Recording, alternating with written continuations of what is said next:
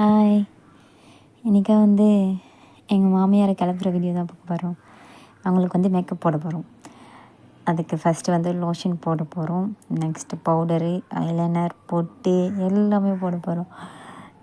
இவங்க வந்து நான் என்ன பண்ணாலும் அமைதியாக உட்காந்துட்டு இருப்பாங்க. பாருங்களேன், அமைதியாக இருன்னு சொன்னேன், அமைதியாக உட்காந்துட்டு இருக்காங்க. இவங்களுக்கு வந்து மேரேஜ் ஆகி 10 இயர்ஸாக குழந்தையே பிறக்கலையாம். அப்புறமா ஒரு 10 வருஷம் கழித்து எங்கள் ஹஸ்பண்ட் வந்து பிறந்தாங்க. அதுக்கப்புறம் அவருக்கு ஒரு 5 வயசு இருக்கும். அப்போவே எங்கள் மாமனார் இறந்துட்டார்.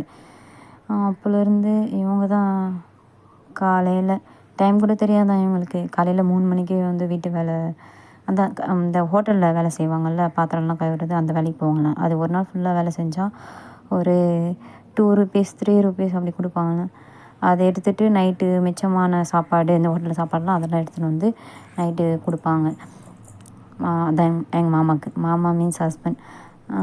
அவங்க சாப்பிட்டு நைட்டு தண்ணி ஊற்றி வச்சா நாளைக்கு காலையில், அப்புறம் நாளைக்கு மதியம் அதே தான் சாப்பாடு. அப்புறம் நைட்டு அவங்க சாப்பாடு எடுத்துன்னு வரைக்கும் அதே சாப்பாடு. இப்படி தான் வளர்ந்தாங்க. இவர் வேலைக்கு போயிட்டு வேலை கற்றுட்டு வேலை செஞ்சு காசு சம்பாதிக்கிற வரைக்கும் அந்த அம்மா தான் இது பண்ணாங்க. அந்த அம்மா நான் சம்பாதிக்கிறேன், நீ உக்காரு அப்படின்னு சொல்லிட்டு அந்த அம்மா வீட்டில் உட்கார வச்ச உடனே அந்த அம்மாவுக்கு சுகர் வந்துடுச்சு. இப்போ ஹாஸ்பிட்டல் மாத்திரை அப்படின்னு சொல்லிட்டு வீட்டிலேயே தான் இருக்காங்க. எப்போவுமே எங்கேயுமே வரமாட்டாங்க. கூப்பிட்டாலும் எதுவுமே தெரியாது, வெளி உலகமே தெரியாது. அப்போ நான் கொஞ்சம் ஜாலியாக இருப்பாங்க. இது போல் ஏதாச்சும் கொஞ்சம் பண்ணுவேன். ஜாலியாக இருப்பாங்க, ஜாலியான டைப்பு. நான் எது கேட்டாலும் பண்ணுவாங்க.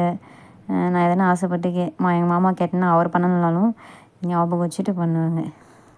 அவ்வளோதான், மேக்கப் முடிஞ்சது.